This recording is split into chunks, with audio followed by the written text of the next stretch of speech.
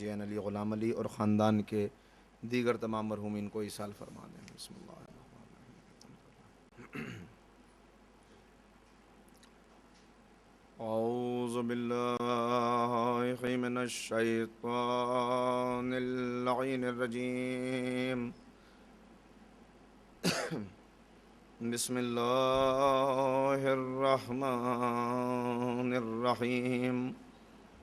الحمد للہ رب العالمین وبہ نستعین وہو المعین، والصلاة والسلام علی سید الانبیاء والمرسلین، سیدنا و نبینا و شفیع ذنوبنا و طبیب قلوبنا ابی القاسم محمد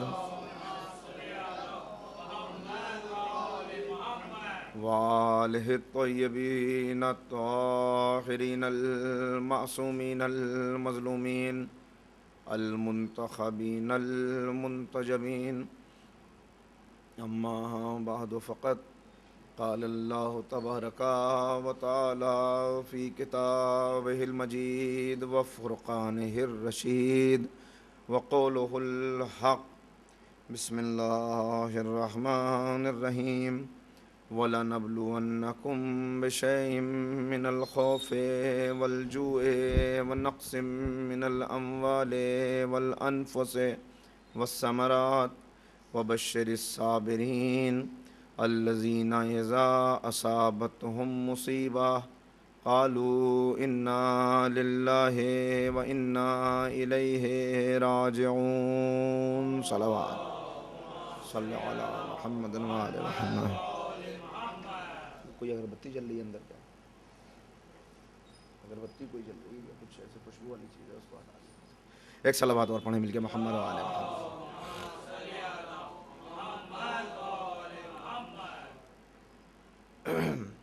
حضرات گرامی قدر، قرآن حکیم کی آیات کے ان الفاظ کے ضمن میں کل فکر و بحث کے جس مرحلے کا ہم نے آغاز کیا، اس کا موضوع قرآن اور ہدایت انسان۔ کل جو باتیں میں نے آپ کی خدمت میں عرض کی وہ یہ کہ انسان کو اس دنیا میں کیوں بھیجا گیا اور اس کا مقصد حیات کیا ہے، اس پر ان آیات کریمہ میں روشنی ڈالی گئی کہ اس دنیا میں آنے کا مقصد یہ ہے کہ آزمائش کی جا سکے اور دیکھا جا سکے تم میں بہترین عمل کرنے والا کون ہے۔ آئے اسی کی طرف سے ہیں، واپسی اسی کی طرف ہے۔ یہ دنیا آزمائش گاہ ہے، یہ دنیا امتحان کا میدان ہے کہ جہاں پر انسان کو نقص سے کمال تک کا اور ہلاکت سے نجات تک کا سفر طے کرنا ہے۔ جیسا کہ میں نے آپ کی خدمت میں عرض کیا کہ خسارے میں ہے ہر انسان، خسارے سے فلاح تک کا ایک سفر ہے جو ہمیں طے کرنا ہے، اور وہ کب ممکن ہوگا، وہ سفر کیسے طے کیا جائے، کون سے ایسے قوانین ہیں جنہیں اپنایا جائے تو انسان ایک کامل بن جائے، انسان ایک انسان جلیل بن جائے، ایک انسان گراں قدر بن جائے۔ تو اس کے لیے میں نے عرض کیا کہ حضور سرور کائنات حضرت احمد مجتبیٰ محمد مصطفیٰ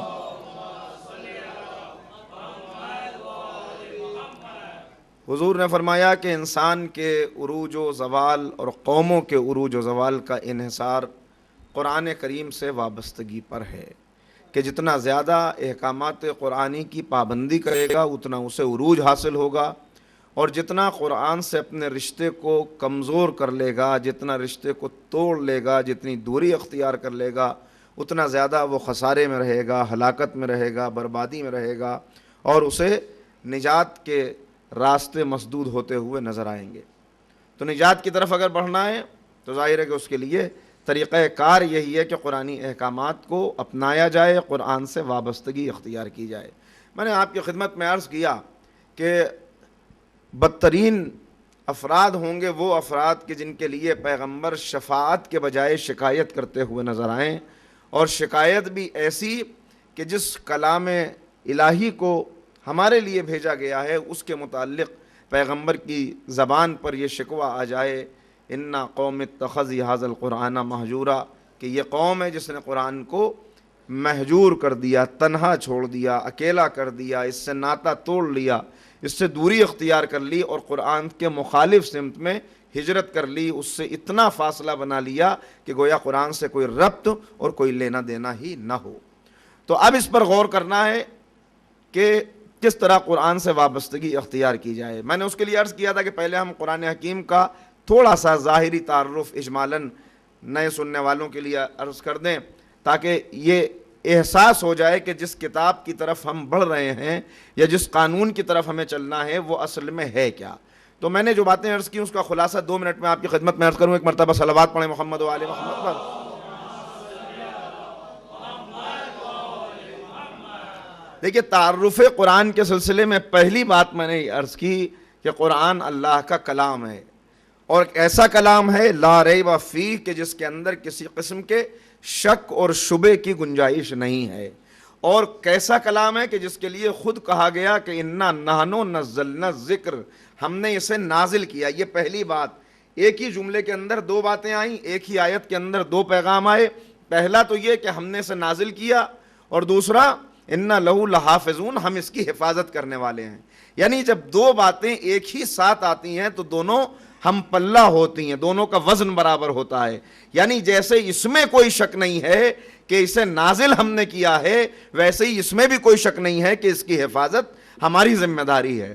نزول کی نسبت اپنی طرف کیوں دی یہ میں ابھی آپ کی خدمت میں عرض کروں گا، مگر پہلے تھوڑا سا آگے بڑھیں کہ پہلی بات اللہ کا کلام ہے، اللہ کی طرف سے نازل ہوا۔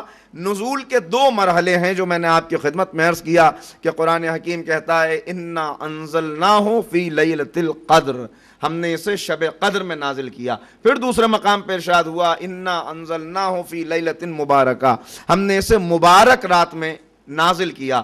پھر ارشاد ہوتا ہے یعنی قدر کی رات میں، شب قدر میں، مبارک رات میں، اور پھر وہ رات کب ہوگی، اس رات کو کہاں تلاش کیا جائے کہ جس میں قرآن نازل ہوا۔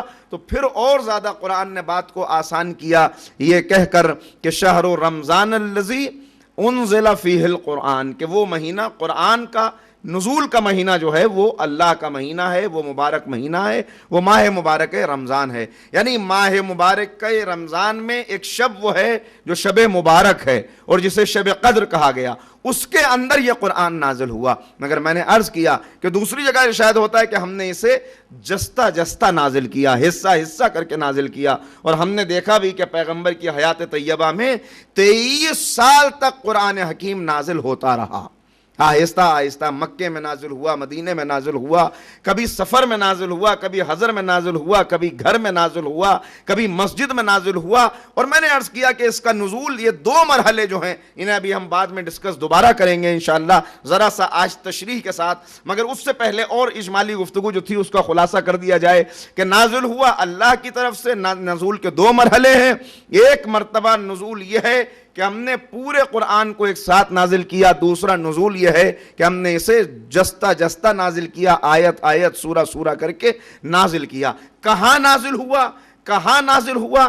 ظاہر ہے کہ قرآن وہ ہے کہ جس کے لیے یہ ارشاد ہوا کہ اگر اسے پہاڑوں پر نازل کر دیا جاتا تو پہاڑ خشیت ربانی سے ریزہ ریزہ ہو جاتے۔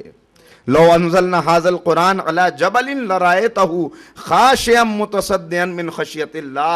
اس کا مطلب یہ ہے کہ پہاڑ اس کے وزن کو، اس کی جلالت کو، اس کی عظمت کو، اس کے نور کو برداشت نہیں کر سکتے۔ کوئی اور ایسی عظیم جگہ ہونی چاہیے کہ جہاں یہ نازل ہو جو اس کا وزن بھی برداشت کر لے اور وہاں سے لے کر ہم تک پہنچا بھی دے۔ صلوات پڑھیں محمد و آل محمد پر۔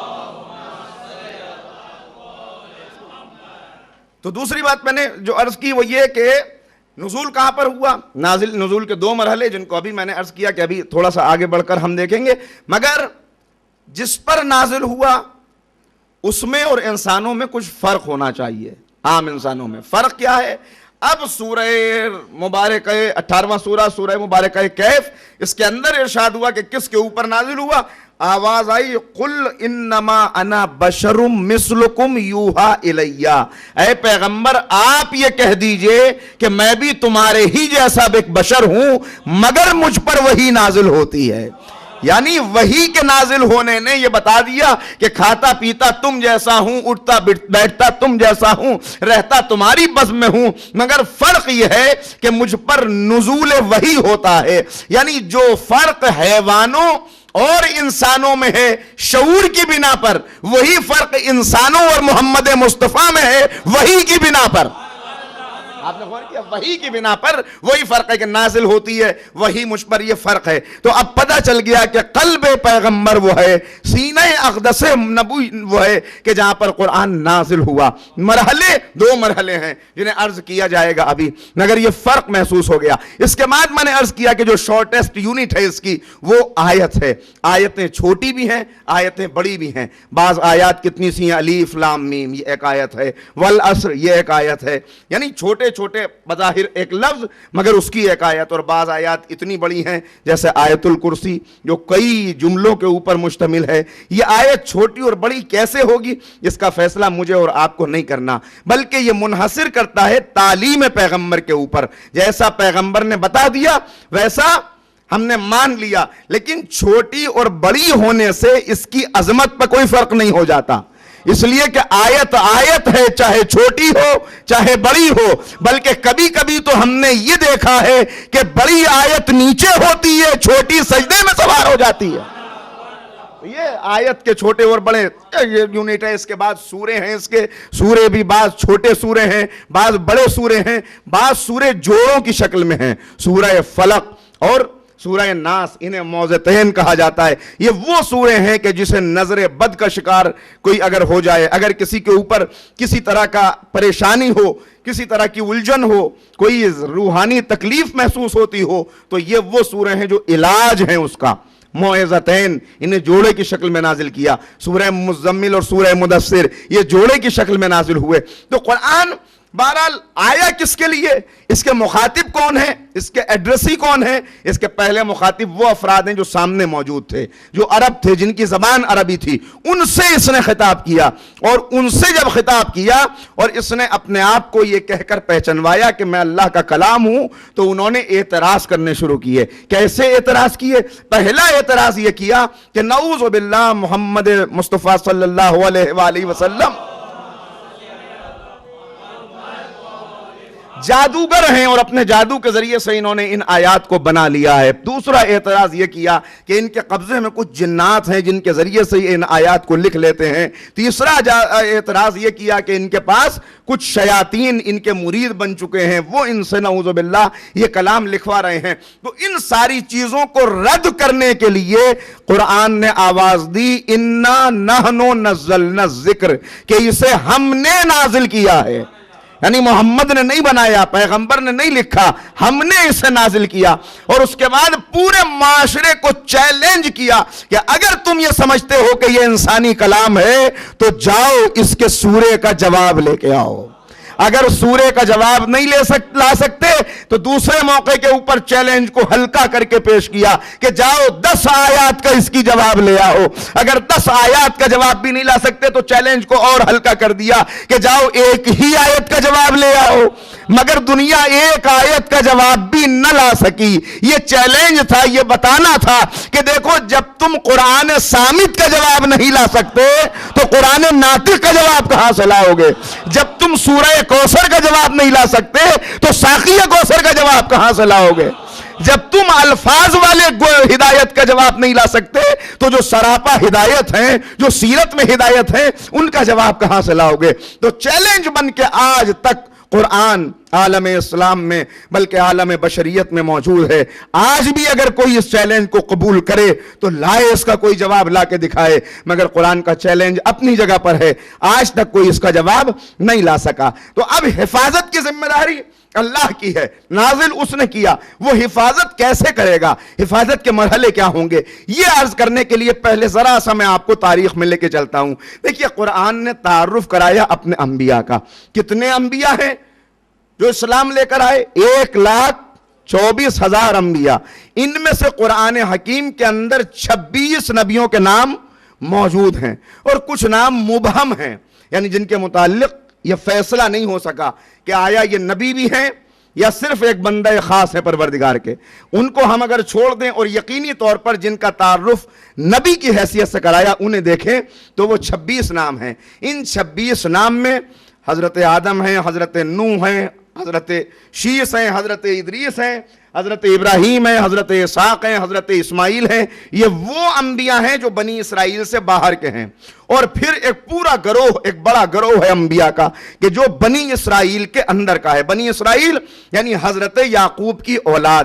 یعقوب کا ایک نام اسرائیل بھی ہے، حضرت یعقوب علیہ السلام کا ایک نام اسرائیل ہے، لہذا ان کی نسل میں جو انبیاء ہیں وہ بنی اسرائیل کہلائیں گے۔ بہرحال یہ بنی اسرائیل اور بنی اسرائیل کے باہر کے انبیاء، ان میں سے 26 وہ ہیں جن کا نام اور جن کا تعارف قرآن کے اندر بحیثیت نبی کے موجود ہے۔ پھر کچھ ایسے ہیں کہ جن کا ذکر تو آیا مگر ان کا نام نہیں آیا، جیسے سورہ یاسین کے اندر کہا گیا کہ ہم نے بستی کی طرف ایک نبی بھیجا، مگر وہ نبی کون تھا اس کا کوئی تعارف، اس کا کوئی نام، اس کا کوئی انٹروڈکشن قرآن نے نہیں پیش کیا۔ یا حضرت طالوت کا جہاں ذکر آیا وہاں یہ بتایا گیا کہ طالوت کو نبی بنانے والے بعض انبیاء تھے جو حضرت یعقوب کی نسل سے تھے۔ وہ کون تھے؟ ان کی تعداد کہیں 12 بیان کی گئی مگر ان کا نام ذکر نہیں ہوا کہ وہ کون سے انبیاء ہیں۔ یا بعض ایسے نام آئے کہ جن کا ذکر قرآن میں موجود ہے مگر فیصلہ نہیں ہو سکا، جیسے حضرت خضر علیہ السلام، کہ خضر کے متعلق 2 گروہ ہیں علماء کے، ایک کہتا ہے کہ یہ نبی ہیں، دوسرا کہتا ہے کہ یہ نبی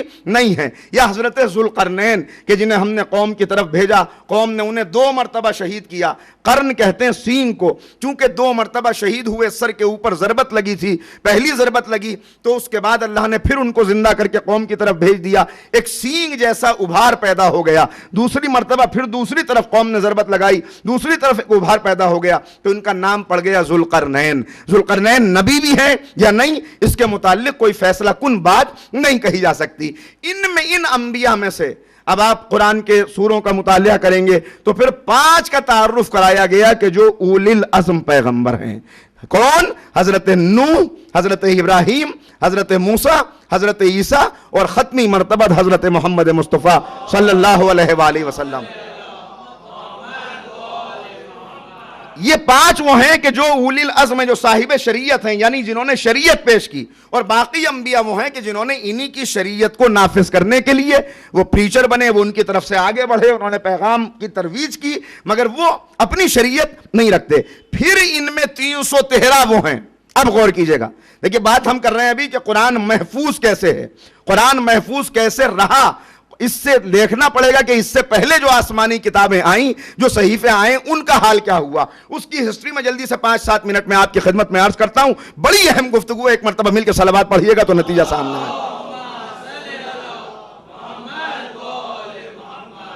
313 انبیاء، اور بعض نے کہا 315، بہرحال 313 یا 315 جو تعداد بھی آپ تسلیم کریں، یہ وہ ہیں کہ جن کے اوپر یا کتابیں نازل ہوئیں یا صحیفے نازل ہوئے، یعنی یہ وہ انبیاء ہیں کہ جنہیں اللہ نے صاحب کتاب یا صاحب خطاب اس طرح سے بنایا کہ انہیں صحیفے عطا کیے۔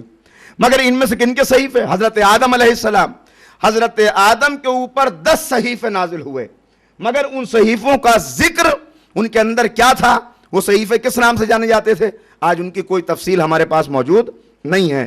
حضرت آدم کے بیٹے حضرت شیس خود صاحب کتاب تھے، ان کے اوپر صحیفے نازل ہوئے مگر اس کی تفصیل آپ کے پاس موجود نہیں ہے۔ ان کے بیٹے ہیں حضرت ادریس کے اوپر صحیفے نازل ہوئے مگر ادریس کے اوپر جو صحیفے نازل ہوئے ان کی تفصیل ہمارے پاس موجود نہیں ہے۔ اس کے بعد ذرا سا آگے بڑھیں تو حضرت ادریس جنہیں بائبل کے اندر اخنوق کا نام دیا گیا، اخنوق کے نام سے ذکر کیا گیا، یہ حضرت ادریس ان کے اوپر نازل ہونے والی کتابیں، ان کے اوپر نازل ہونے والے صحیفے، ان کا کوئی تذکرہ موجود نہیں تھا۔ مگر 1947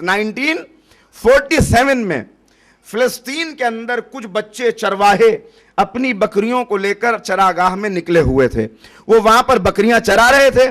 بکریاں کچھ وہاں پر یہ جو ڈیڈ سی ہے، ڈیڈ سی کے برابر میں پہاڑیاں ہیں، ان پہاڑیوں کے اندر کچھ غار ہیں، بکریاں ان غاروں کے اندر جانے لگیں، غار سے بکریوں کو نکالنے کے لیے انہوں نے کنکر پھینکنے شروع کیے، پتھر مارنے شروع کیے، اندھیرے غار ہیں، اس کے اندر جانے سے خوف محسوس ہوتا ہے تو اندر جانے کی ضرورت نہ کی، مگر بکریاں بھیڑیں باہر آ جائیں اس کے لیے انہوں نے پتھر مارنے شروع کیے۔ جب پتھر مارے تو پتھر کسی ایسی چیز سے ٹکرایا جا کر کہ جو کھوکھلی تھی، جس کے اندر سے ایک ایمٹی ویسل کے اندر سے کیسی آواز آتی ہے، کھوکھلی آواز آئی تو اور لوگ بھی جمع ہوئے اور پھر جرت کر کے اندر داخل ہوئے۔ جب اندر داخل ہوئے تو انہیں پتا چلا ان غاروں کے اندر کچھ بڑے بڑے برتن رکھے ہوئے ہیں۔ جب انہیں نکالا گیا تو معلوم ہوا اس کے اندر کوئی پرانا لٹریچر موجود ہے۔ جب اس پرانے لٹریچر کی تحقیق ہوئی تب پتا چلا یہ بہت قدیم نسخہ ہے اولڈ ٹیسٹمنٹ کا، بائبل کا، اولڈ ٹیسٹمنٹ کا قدیم نسخہ۔ یہ اب تک کی انسانی تاریخ کی معلومات کا سب سے قدیم لٹریچر ہے۔ اس سے قدیم لٹریچر ابھی تک ہاتھ نہیں آیا۔ جب اسے دیکھا گیا تب معلوم ہوا کہ یروشلم کے اوپر جب یہودی پادریوں پر حملہ ہو گیا تھا تو انہوں نے اسے محفوظ رکھنے کے لیے ان غاروں میں چھپا دیا تھا، لہذا اس میں سے کچھ حصہ ہاتھ آیا، مگر اس کے بعد وہ انسانی ہاتھوں میں گزرتا گیا اور اس کے اندر تبدیلیاں ہوتی چلی گئیں۔ مطلب یہ ہے کہ آج وہ اس حالت میں محفوظ پوری طرح سے نہیں ہے۔ حضرت نوح کے اوپر جو صحیفے نازل ہوئے، نوح کے صحیفوں کی آج بھی عراق کے اندر ایک قبیلہ، ایک جماعت بہت چھوٹی سی ایسی پائی جاتی ہے کہ جو اپنے آپ کو حضرت نوح کی امت بتاتے ہیں۔ ان کے پاس حضرت نوح کے کچھ تبرکات محفوظ ہیں، ان تبرکات میں کچھ ورق ہیں پھٹے ہوئے جن کو وہ کہتے ہیں کہ یہ وہ صحیفہ ہے جو حضرت نوح کے اوپر نازل ہوا تھا، مگر جیسے جیسے ہماری امت گناہ کرتی گئی اللہ اسے واپس لیتا چلا گیا، پورا صحیفہ واپس چلا گیا، چند ورق بس موجود ہیں جو ان کے پاس محفوظ ہیں، باقی سب واپس چلا گیا ان کے کہنے کے مطابق، یعنی باقی محفوظ نہیں ہیں۔ اب ذرا سا اور آگے بڑھ جائیں اور دیکھیں، اب اگر دوسرے صحیفوں کو آپ دیکھیں تو آج قدیم ترین جو لٹریچر ہمارے پاس ملتا ہے اس میں ہندوؤں کی مقدس کتابیں ہیں جنہیں وید کہا گیا۔ اب بڑی اہم بات ہے جو عرض کر رہا ہوں، مقدس وید جن کے لیے ہندو علماء کا عقیدہ یہ ہے کہ یہ دیوتاؤں کے ذریعے سے انہیں عطا ہوئے، یعنی اگر میں اپنی زبان میں کہوں تو یہ وید وہ ہیں جو ان کے کہنے کے مطابق آسمان سے نازل ہوئے۔ اس کے علاوہ پران ہیں جو ان کے یہاں پائے جاتے ہیں، پران وہ ہیں جو ان کے علماء نے، آریائی علماء نے لکھنے شروع کیے، یعنی وہ ان کی تحریر ہیں، مگر وید وہ ہیں، وید مقدس کے جو ان کے کہنے کے مطابق دیوتاؤں نے عطا کیے اور ہماری تحقیق کے مطابق آسمان سے نازل ہوئے۔ کب نازل ہوئے ذرا سا غور کیجئے گا، کب نازل ہوئے؟ حضرت عیسیٰ سے بھی 1400 سال پہلے، حضرت عیسیٰ سے 1400 سال پہلے۔ عیسیٰ اور پیغمبر میں کتنا فاصلہ ہے؟ تقریباً 600 سال کا، تو 600 سال یہ اور 1400 سال وہ، کتنے سال ہوئے؟ 2000 سال پہلے کا لٹریچر جو ہندوؤں کے پاس وید کی شکل میں ملتا ہے۔ جب ہم اس کی تحقیق کرتے ہیں تو اس کے اندر اسلام کے اشارے نظر آتے ہیں، اور کیسے اشارے ملتے ہیں توجہ کیجئے گا، کیسے اشارے ملتے ہیں؟ ایسے اشارے کہ جب اس کو تحقیق کیا گیا تو مولانا عزیز الدین صاحب کہ جنہوں نے اسے تحقیق کر کے ایک کتاب لکھی کتابی شکل میں، 144 صفحات کی کتاب ہے، اور اس کتاب کا انہوں نے نام رکھا بشارت احمدی۔ بشارت احمدی یعنی وہ کتابیں ہندوؤں کی جس کے اندر بشارت پائی جاتی ہے اسلام کی۔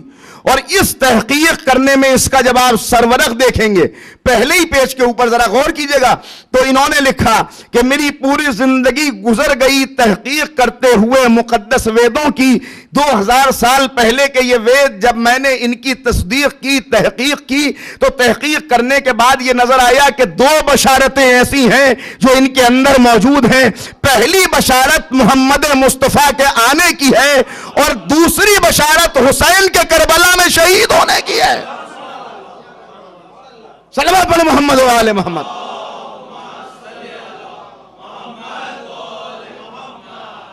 کب محفوظ؟ کتنے دن پہلے کی میں بات کر رہا ہوں؟ پیغمبر کی بعثت سے 2000 سال پہلے، اس وقت کے لٹریچر کے اندر تحقیق آج جب کی جاتی ہے تو پتہ یہ چلتا ہے 2 بشارتیں موجود ہیں۔ ایک نبی کی بعثت کی بشارت، دوسرے حسین کی شہادت کی بشارت۔ بھائی عجیب بات، ابھی آئے نہیں حسین، ابھی شہید نہیں ہوئے، ابھی پیغمبر نے دعویٰ نہیں کیا، ابھی دنیا کو دعوت نہیں دی، 2000 پہلے لٹریچر کے اندر جو چیز موجود تھی، اتنا زمانہ گزرنے کے بعد، اتنے ترجمے ہونے کے بعد، اتنے ہاتھوں سے گزرنے کے بعد بھی باقی سب بدل گیا، مگر 2 چیزیں محفوظ رہ گئیں، ایک نبی کے آنے کی، ایک حسین کی شہادت کی۔ یہ دنیا کے لیے چیلنج تھا کہ اگر اللہ بچانا چاہتا ہے تو 2000 پہلے کے ذکر کو شہادت سے پہلے محفوظ کرتا ہے، پھر یہ کیسے ممکن ہے کہ شہادت کے بعد کوئی عزاداری کو ختم کر دے؟ 2000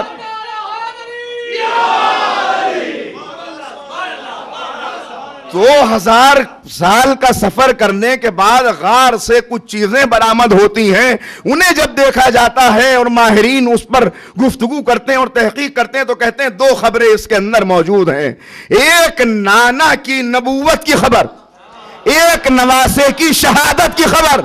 بھائی آپ غور کر رہے ہیں، میں عرض یہ کر رہا ہوں قرآن محفوظ کیسے رہا؟ قرآن محفوظ، اچھا یہ خبریں کس نے دی ہوں گی؟ آپ کا کیا خیال ہے؟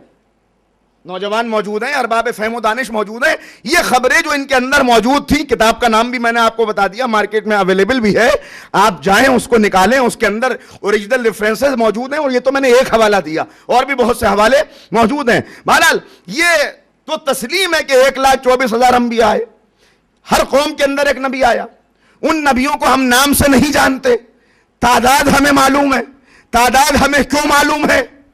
آپ غور کریں، تعداد کیوں معلوم ہے؟ آپ کو کہاں سے تعداد معلوم ہوئی؟ کہا تعداد معلوم ہوئی اس لیے کہ پیغمبر نے بتائی۔ آپ کو نام نہیں معلوم، 26 کے نام معلوم ہے، 1,24,000 کی صرف تعداد معلوم ہے، کہاں پیدا ہوئے نہیں معلوم، کہاں شہید ہوئے نہیں معلوم، قوم نے کیسے تبلیغ کی نہیں پتا، قوم نے کیا ان کے ساتھ زیادتیاں کی نہیں معلوم، کہاں پہ قبریں بنی نہیں معلوم، کس کے خاندان سے تھے نہیں معلوم، کیا شجرہ تھا نہیں معلوم، کیا حسب نسب تھا نہیں معلوم، مگر پھر بھی آپ نے ایمان اس کے اوپر رکھا۔ میں نے کہا بھائی کچھ کم کر لیجئے، انہیں نہ مانیے، کہا یہ ہو نہیں سکتا، کیوں؟ اس لیے کہ پیغمبر نے بتا دیا۔ بھائی کیا کہنے مسلمان کے، کیا کہنے مسلمان کے کہ اگر نبی کی ماننے پہ آئے تو صرف تعداد بتا دے پیغمبر، شجرہ نہیں معلوم مگر مان رہا ہے، حالات نہیں معلوم مگر مان رہا ہے، قبریں نہیں معلوم مگر مان رہا ہے۔ ارے جن 12 کا نبی نے ایسے تعارف کرایا کہ شجرہ بھی بتایا، خاندان بھی بتایا، انہیں نہیں مانتا، اس سے زیادہ بدقسمتی کیا؟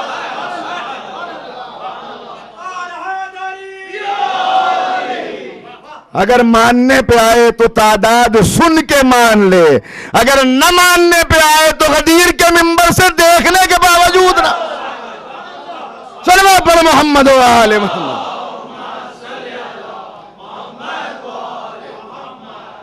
اور مجھے عرض یہ کرنا تھا، بات یہ تو ضمنی آ گئی تو میں نے آپ کی خدمت میں عرض کر دیا، ورنہ ذرا غور کریں ہے کیا معاملہ کہ اتنے 1000 سال پرانا لٹریچر برآمد ہوتا ہے، اس میں 2 خبریں نکلتی ہیں، ایک نانا کی نبوت کا تذکرہ، ایک نواسے کی شہادت کا تذکرہ۔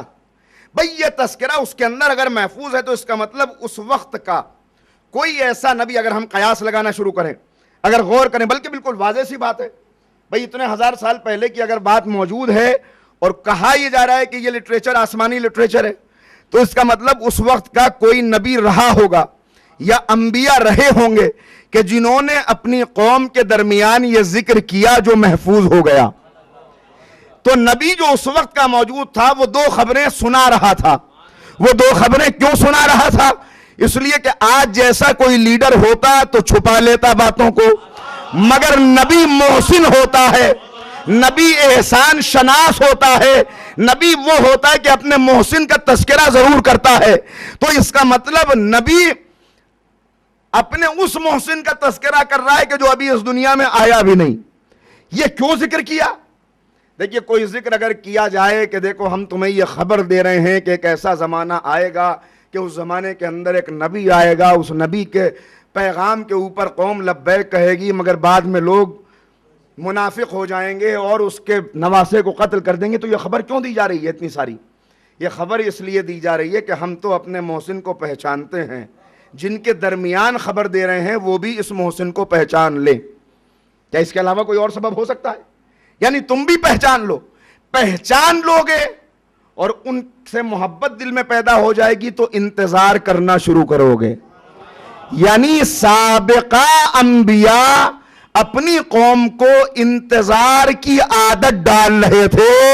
وہ بتا رہے تھے پہلے محمد کا انتظار کرو، پھر نواسے کا انتظار کرو، اور ان سے نصرت کا جذبہ دل میں رکھو، اس لیے کہ وہ سچے ہوں گے. اس کا مطلب یہ ہوا کہ انتظار صرف آپ نہیں کر رہے، صرف انتظار کرنا پیغمبر کے حکم کی تابع داری نہیں ہے، بلکہ اس سے پہلے والے آنے والے انبیاء کے حکم بھی یہی ہیں کہ انتظار کرو اس ہادی کا جو آئے تو رحمتیں اور برکتیں لے کے آئے، جو آئے تو ظلم کی بساط کو پلٹتا ہوا آئے، جو آئے تو مظلوموں کا انتقام لیتا ہوا آئے. تو عزیزو یہ تذکرے اس کے اندر موجود ہیں، مگر جو میں نے آپ کی خدمت میں عرض کیا کہ یہ سارے آسمانی صحیفے محفوظ نہیں رہ سکے. اب مسئلہ قرآن کے سامنے بھی یہی ہے، اس لیے کہ امتوں کا مزاج یہ ہے کہ وہ لٹریچر کو بدل دیتی ہیں، اپنی مرضی کے مطابق ڈھال لیتی ہیں. تو اب مسئلہ یہ ہے کہ اگر اس کے بعد بھی کوئی نبی آنے والا ہوتا تو اس کی ذمہ داری ہوتی کہ وہ پیغمبر کے چھوڑے ہوئے قرآن کو محفوظ کرے. مگر اب سلسلہ نبوت رک رہا ہے، لہذا لازم ہے کہ کوئی ایسا ہو جو حفاظت کرے. تو اللہ نے خود ذمہ داری لے لی کہ اے میرے حبیب پریشان نہ ہونا، نازل بھی ہم کر رہے ہیں، حفاظت بھی ہم خود ہی کریں گے. اچھا، ہم نے جب تاریخ قرآن پڑھنا شروع کی تو ہمیں پتہ یہ چلا کہ صاحب بات یہ ہے کہ پیغمبر جب دنیا سے گئے تو پیغمبر قرآن لکھوا کے نہیں گئے تھے. کیوں نہیں لکھوا کے گئے تھے؟ کہ لکھوا کے اس لیے نہیں گئے تھے کہ پیغمبر کو اپنے اصحاب کے حافظے پر بڑا اعتماد تھا، انہوں نے انہیں حفظ کرا دیا تھا. مگر بعد میں کچھ شخصیات آئیں کہ جنہیں یہ توفیق ہوئی، جنہیں یہ احساس ہوا کہ کہیں ایسا نہ ہو کہ یہ قرآن ان کے حافظے سے نکل جائے، یہ بھول جائیں، یا بعد میں یہ سینہ بسینہ منتقل نہ ہو سکے. لہٰذا انہوں نے یہ انتظام کیا کہ قرآن کو تحریر میں لایا جائے، اور انہوں نے یہ اعلان کرا دیا کہ جس کے پاس جو جو نسخہ ہے وہ لے کے آ جائے. تمہارے نسخے نہیں چلیں گے، سرکاری طور پر جو نسخہ ہم جاری کریں گے وہ نسخہ پورے عالم اسلام میں رائج ہو جائے گا. اور اس طرح پیغمبر کے خلفاء میں سے یہ خیال پر عمل کرنے کے لیے توفیقات لے کر کھڑے ہوئے اور انہوں نے قرآن کو مرتب کر دیا. آپ غور کر رہے ہیں کیسے قرآن مرتب ہوا؟ تو میں آپ کی خدمت میں بعد میں عرض کروں گا، مگر اس وقت ایک بات عرض کیے دیتا ہوں کہ یہ پیغمبر کی امانت داری پر بہت بڑا حرف ہے اور بہت بڑا الزام ہے جو لگایا جا رہا ہے. کیا ایسا ہو سکتا ہے کہ وہ نبی جس نے پوری دعوتیں قرآن کے ذریعے سے دی ہیں، آپ دیکھتے چلے جائیے، بعد میں جو خلیفہ بنے ان کے ایمان لانے کی تاریخ دیکھیے تو انہوں نے اپنی بہن سے قرآن سنا، تو بہن سے سنے ہوئے قرآن نے دل پہ ایسا اثر کیا کہ ایمان لے آئے. مطلب قرآن کے ذریعے سے ہی لائے نا. حضرت عمار یاسر نے پیغمبر کے ذریعے سے کچھ آیات سنی، انہوں نے دل پہ اثر کیا، تو حضرت عمار یاسر نے جا کے اپنے والدین کو، اپنے ماں باپ کو یہ تازہ ترین قرآن جو اسی وقت نازل ہوا تھا وہ سنایا.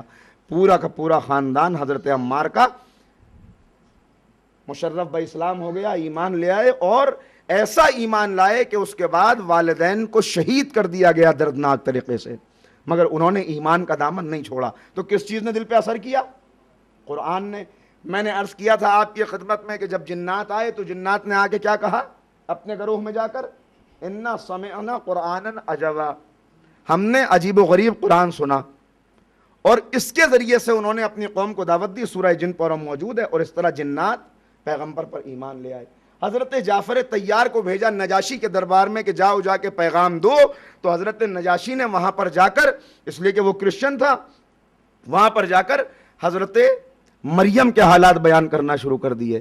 یعنی قرآن پڑھا اور اس قرآن نے ایسا اس کے دل پہ اثر کیا کہ وہ زار و قطار رونے لگا اور اس نے دعوت اسلام کو قبول کر لیا.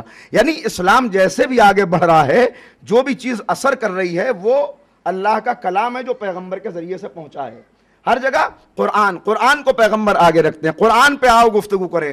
مدینے سے کچھ لوگ آئے، انہوں نے کہا کہ ہم ذرا دیکھیں کون پیغمبر آیا ہے. اس کے بعد انہوں نے پیغمبر کے زبان اقدس سے قرآن کو سنا، دل پہ اثر کیا، اور انہوں نے کہا کہ اے اللہ کے رسول ہم آپ پر ایمان لے آئے۔ یہ 12 لوگ جب واپس مدینے جانے لگے تو پیغمبر نے سارا قرآن ان کو لکھوا دیا، جو مکی زندگی میں نازل ہو چکا تھا، یہ جو اس دن تک نازل ہوا تھا وہ سب ان کو لکھوا دیا، اور کہا اس کے ذریعے سے تبلیغ کرنا، یعنی جتنی تبلیغ ہو رہی ہے جہاں بھی پیغام جا رہا ہے وہ قرآن کے ذریعے سے جا رہا ہے۔ تو ہو سکتا ہے ایسا کہ قرآن کے ذریعے سے سب کچھ ہو رہا ہو اور پیغمبر اس کے بعد قرآن کو صرف سینوں میں محفوظ چھوڑ جائیں؟ دیکھیے اس سے زیادہ بددیانتی تاریخ کی کچھ نہیں ہو سکتی کہ ایسا گھنونا الزام پیغمبر اکرم پر لگا دیا جائے۔ اب میں یہ عرض کرتا ہوں کہ یہ الزام لگایا کیوں گیا؟ آپ متوجہ ہیں نا؟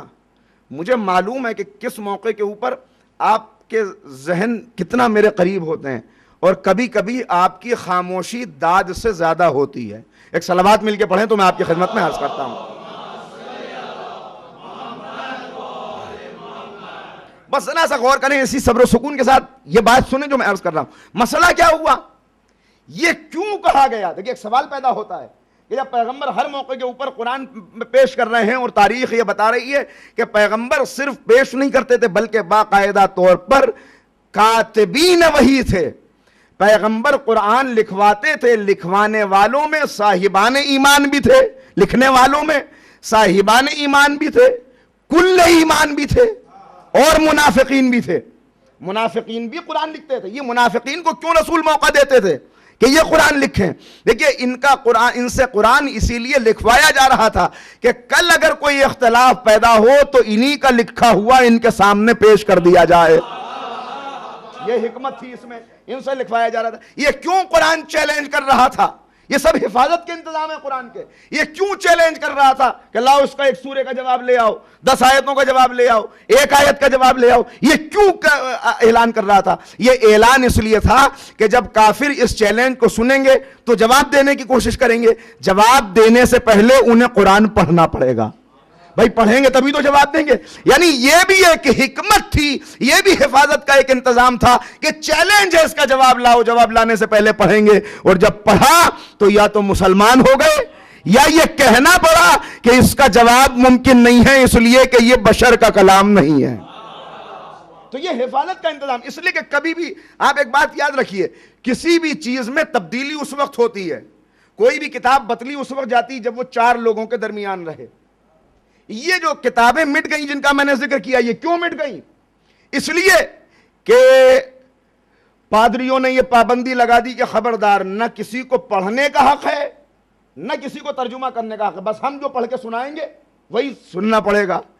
پنڈتوں نے یہ پابندی لگا دی کہ کسی کو خود پڑھنے کا حق نہیں ہے وید، بلکہ اگر کسی کے کان میں آواز پڑ گئی تو گرم سیسا اس کے کان میں ڈال کر اسے ہلاک کر دیا گیا کہ تم نے جرت کیسے کی سننے کی، اتنا مقدس کلام، یہ تو صرف ہم، یعنی جو چیز محدود رہتی ہے 4 لوگوں کے بیچ اس کے بدلنے کا امکان ہوتا ہے۔ لیکن اگر کسی چیز کو بہت مشہور کر دیا جائے، بہت مشہور کر دیا جائے، بہت مشہور کر دیا جائے تو اس کے بعد بدلنے کا امکان نہیں ہوتا۔ پھر تاریخیں بدلتی رہیں، زمانے آتے اور جاتے رہیں، لوگ انکار کر کے منافق بنتے رہیں، مگر انکار ممکن نہیں ہوتا اس لیے کہ مشہور کر دیا گیا۔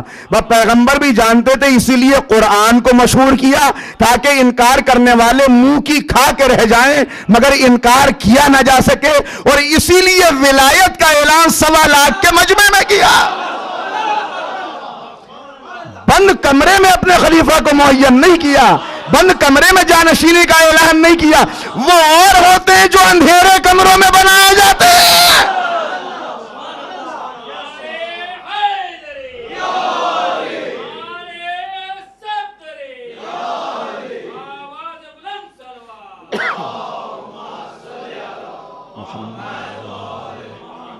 تو یہ اصل میں حفاظت قرآن کا اہتمام ہو رہا تھا کہ پہلے قرآن کو مشہور کر دو، مومن بھی لکھیں، اگر منافق بھی لکھے تو اسے بھی منع نہ کرو، لکھنے دو اسے، کل اسے کاتب وحی لکھ دیا جائے گا۔ لیکن اگر یہ بدلنے کی کوشش کرے گا تو اسی کی تحریر اس کے سامنے پیش کر کے یہ کہا جا سکے گا کہ کل تم نے نبی کے سامنے یہ لکھا تھا، آج یہ اضافہ کہاں سے ہو گیا؟ لیکن اب میں آپ کی خدمت میں عرض کر رہا ہوں، یہ کیوں کہا گیا؟ یہ کیوں کہا گیا کہ پیغمبر اہتمام نہیں کر سکے تھے، پیغمبر لکھوا کے نہیں گئے تھے لہٰذا ہم نے لکھا، پیغمبر کا لکھا ہوا محفوظ نہیں تھا. کہا کچھ چیزیں تھی لکھی ہوئی مگر کچھ ہڈیوں پر تھیں, کچھ کھالوں پر تھیں, کچھ درخت کے پتوں پر تھیں, کچھ درخت کی چھالوں پر تھیں, وہ الگ الگ بکھرا ہوا تھا. وہ تو ان کا احسان ہے جو تیسری منزل میں آئے کہ انہوں نے سب کو جمع کر کر یہ قرآن رائج کر دیا جو آج موجود ہے. اب اس کی حقیقت کیا ہے تو ابھی بعد میں عرض کروں گا کہ یہ کیسے جمع ہوا اور کون سا آج موجود ہے.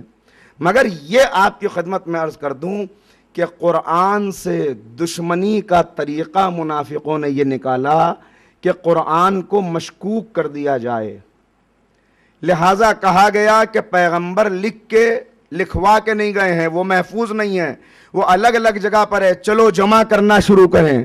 آؤ دیکھیں فلاں ہڈی پہ لکھا ہوا ہے اسے لاؤ, فلاں کھال پہ لکھا ہوا ہے اسے لاؤ, فلاں درخت کی چھال پہ ہے اسے لا کے جمع کرو.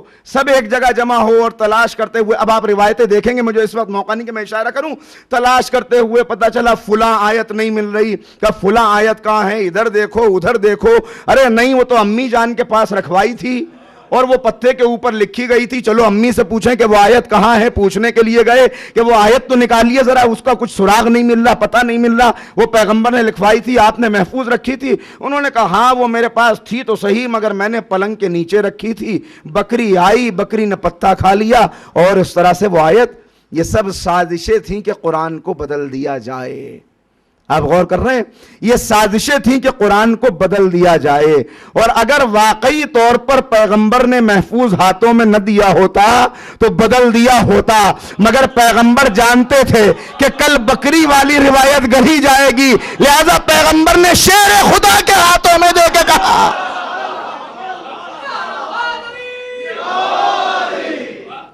شیر خدا کے ہاتھوں میں دے کے کہا کہ جب شیر کے ہاتھ میں ہوگا تو کیسی بکری اور کیسی. صلوات پڑھیں محمد و آل محمد.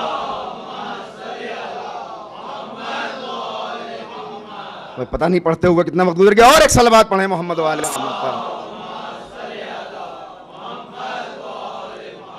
مگر اصل مسئلہ پھر اپنی جگہ کے اوپر ہے جس پہ میں بھی آیا نہیں ہوں کہ یہ سازشیں ہوئی کیوں.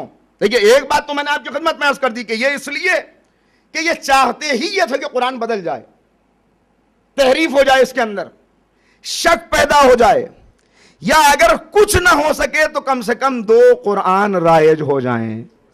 ایک کہے کہ ہمارا والا صحیح ہے اور دوسرا کہے کہ ہمارا والا صحیح ہے. یہ کیوں ہوا ایسا؟ ایسا ہوا اس لیے کہ پیغمبر یہ بتا رہے تھے. دیکھیے ہر سال پیغمبر, آپ پیغمبر کی تاریخ حیات اٹھا کے دیکھیں تو نبی کریم ہر سال پورا قرآن لکھوایا کرتے تھے, ہر سال. لیکن سال وفات جو پیغمبر کا تھا اس سال پیغمبر نے 2 مرتبہ قرآن لکھوایا, 1 مرتبہ نہیں 2 مرتبہ قرآن لکھوایا. بہت سے ایسے حفاظ پیدا کیے, ایسے حفاظ منتخب کیے کہ ان سے اپنی موجودگی میں قرآن سنا اور تصدیق کی کہ ہاں یہ جو قرآن سنا رہے ہیں یہ بالکل صحیح ہے. یہ پورا اہتمام کرنے کے بعد بھی نبی سابقہ امتوں کی سنتوں سے واقف ہیں اور انہیں معلوم ہے کہ امت سب سے پہلا حملہ کرتی ہے آسمانی کتاب پر, صحیفے پر. وہ تو میں نے آپ کی خدمت میں, مجھے معلوم ہے کہ آپ کتنا تحمل کر سکتے ہیں, اس لیے ہسٹری پوری بیان نہیں کی کہ تبدیل کیسے ہوئی بائبل, تبدیل کیسے ہوئے دوسرے آسمانی صحیفے. میں نے صرف اشارے کیے ہیں, ورنہ کیسے کمروں کے اندر بیٹھ کر لکھے جاتے تھے, چیپٹرز بدلے جاتے تھے, چیپٹرز کو غائب کیا جاتا تھا. وہ پوری تاریخ محفوظ ہے, مگر اس کا بیان کرنا آپ کے لیے شاید آپ کی قوت برداشت کا امتحان ہو جاتا, اس لیے میں نے اسے ضروری نہیں سمجھا کہ بیان کیا جائے. مگر یہ سب ہوتا رہا اور یہ سب تاریخ میں محفوظ تھا.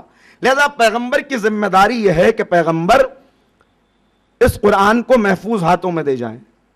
اللہ نے کہہ دیا ہے کہ ہم حفاظت کریں گے, مگر اللہ جب کہہ دیتا ہے کہ ہم کریں گے تو کیا ضروری ہے کہ اللہ ہمیشہ خود ہی کرے؟ دیکھیے غور کیجئے گا, جب اللہ یہ کہتا ہے کہ ہم کریں گے تو ضروری ہے کہ خود ہی کرے؟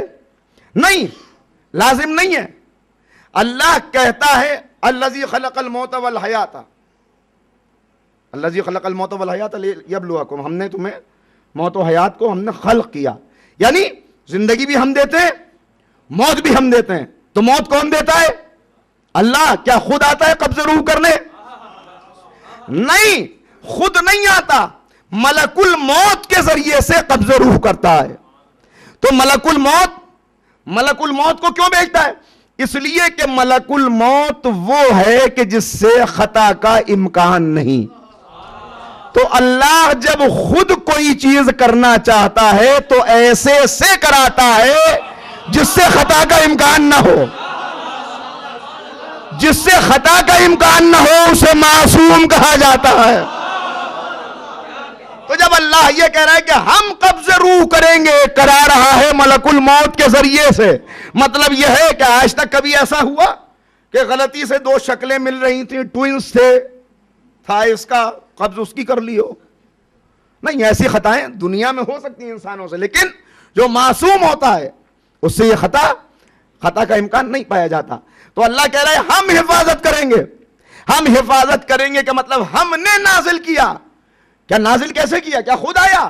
نہیں, ہم نے اس فرشتے کے ذریعے سے بھیجا جو معصوم ہے, ان کانوں نے سنا جو معصوم ہے, اس دل نے محفوظ کیا جو معصوم ہے, اس زبان پہ جاری ہوا جو معصوم ہے, اس دہن نے زبان کو چوسا جو معصوم ہے, اس نے آگے منتقل کیا جو معصوم ہے. معصوموں کا ایک پورا سلسلہ ہے, ایک پوری جماعت ہے. مطلب یہ ہے کہ قرآن کی حفاظت کرنا ہے تو اسے معصوموں کے حصار میں دے دو. اس لیے کہ جو چیز معصوموں کے حصار میں آ جاتی ہے پھر دنیا والے بدلنا چاہیں تو بدل نہیں سکتے. اس لیے کہ دنیا والے تب بدلنے میں کامیاب ہوں گے جب مٹانے میں کامیاب ہوں. مٹانے میں کامیاب ہوئے نہیں. میں نے عرض کر دیا نا کہ کتابیں مٹتی رہی مگر ذکر محمد بھی باقی رہا, ذکر حسین بھی باقی رہا. زمانہ کروٹیں بدلتا رہا, تلواریں چلتی رہی, لاشیں گرتی رہی, مگر ذکر علی کل بھی باقی تھا, آج بھی باقی ہے. اس لیے کہ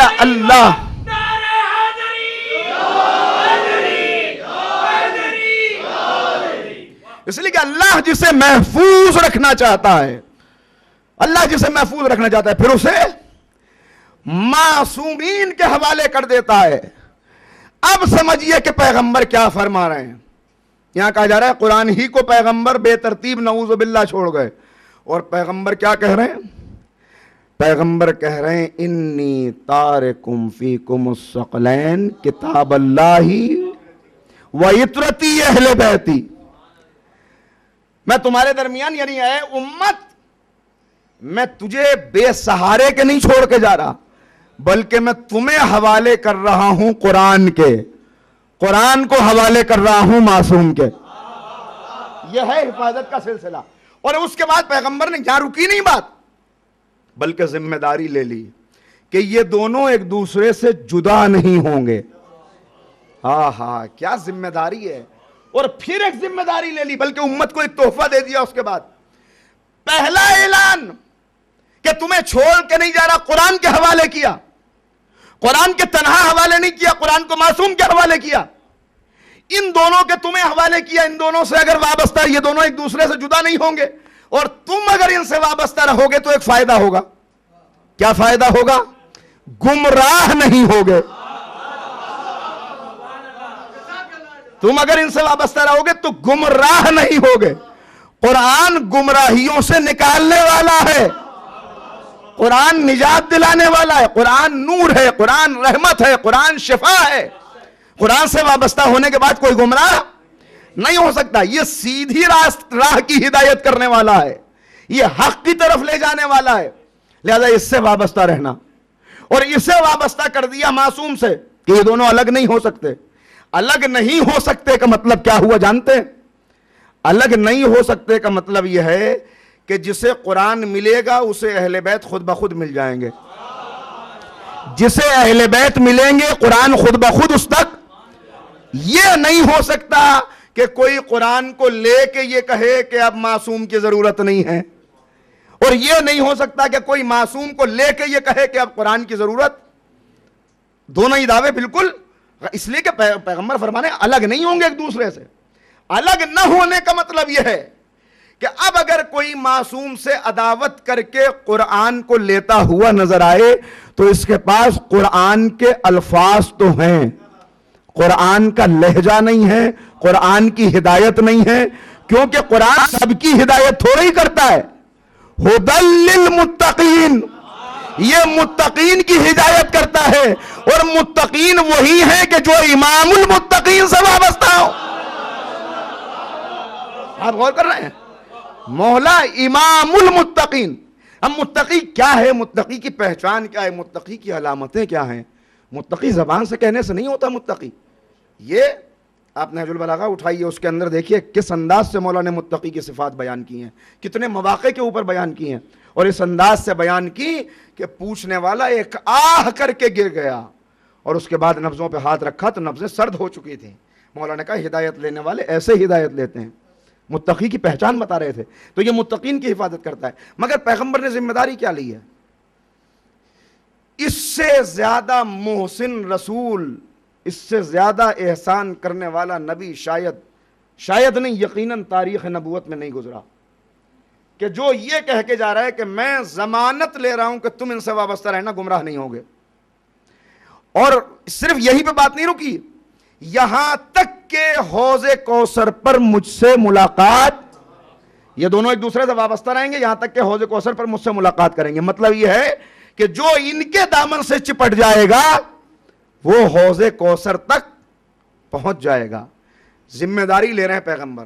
اب مجھے ایک بات آپ بتائیے، اگر پیغمبر اتنا بڑا دعویٰ کر دیں، اتنی بڑی ذمہ داری لے لیں، اور اس کے بعد بھی قرآن اور اہل بیت سے وابستہ ہونے کے بعد واقعی وابستگی، زبانی وابستگی نہیں، زبانی دعویٰ نہیں، زبانی اقرار نہیں، واقعی وابستگی، اگر واقعی وابستہ ہونے کے بعد کوئی گمراہ ہو جائے تو کون ذمہ دار ہوگا؟ گھبرا گئے اب؟ کون ذمہ دار ہوگا؟ اگر واقعی وابستہ ہونے کے بعد کوئی گمراہ ہو جائے تو ذمہ داری رسول پر جائے گی، اس لیے کہ ذمہ داری رسول نے لی ہے کہ یہ دونوں ایک دوسرے سے جدا نہیں ہوں گے، جو ان سے وابستہ رہے گا وہ گمراہ نہیں ہوگا۔ اس کا مطلب یہ ہے کہ جو ان سے وابستہ ہے اگر وابستہ ہونے کے باوجود گمراہ ہو جاتا تو ذمہ داری رسول کی ہوتی۔ یہ عجیب بات عرض کر رہا ہوں، اگر ان دونوں سے وابستہ رہنے کے بعد اگر امت اس نسخے کو سمجھ لیتی اور دونوں سے وابستہ ہو جاتی تو آج یہ ہلاکتیں نہ ہوتی، یہ ذلتیں نہ ہوتی، یہ رسوائیاں نہ ہوتی، یہ نا اتفاقیاں نہ ہوتی، یہ آپس میں خلفشار نہ ہوتا، یہ ایک دوسرے کو کفر کے فتوے نہ ہوتے، یہ ایک دوسرے کے قتل کو ثواب نہ بتایا جاتا۔ یہ سارے اختلافات کیوں ہوئے؟ اس لیے کہ گمراہ ہو گئے۔ گمراہ کیوں ہوئے؟ گمراہ کیوں ہوئے؟ اس لیے کہ ان دونوں سے وابستہ نہیں رہے۔ وابستہ رہتے تو گمراہ نہیں ہو سکتے تھے۔ اب آپ غور کر رہے ہیں، مگر میں آپ کے ذہن کو خود وہاں پر لانا چاہ رہا ہوں کہ جہاں پر آپ کو جملہ سنانا ہے۔ اگر ان سے وابستہ رہنے کے باوجود قیام قیامت تک، طلوع صبح محشر تک، کوئی آخری بچہ، آخری نسل کا پیدا ہونے والا کوئی جوان بھی اگر گمراہ ہو جاتا تو وہ پیغمبر سے یہ شکایت کر سکتا تھا کہ میں قرآن سے بھی وابستہ رہا اور اہل بیت سے بھی وابستہ رہا، اس کے باوجود میں گمراہ ہو گیا۔ یعنی پیغمبر کو یہ معلوم ہے کہ اگر رہے گا وابستہ تو طلوع صبح محشر تک کوئی گمراہ نہیں ہوگا۔ اگر سب وابستہ ہو جاتے تو کوئی گمراہ نہ ہو جاتا، اگر گمراہ نہ ہوتا تو کسی پر ذمہ داری نہ جاتی۔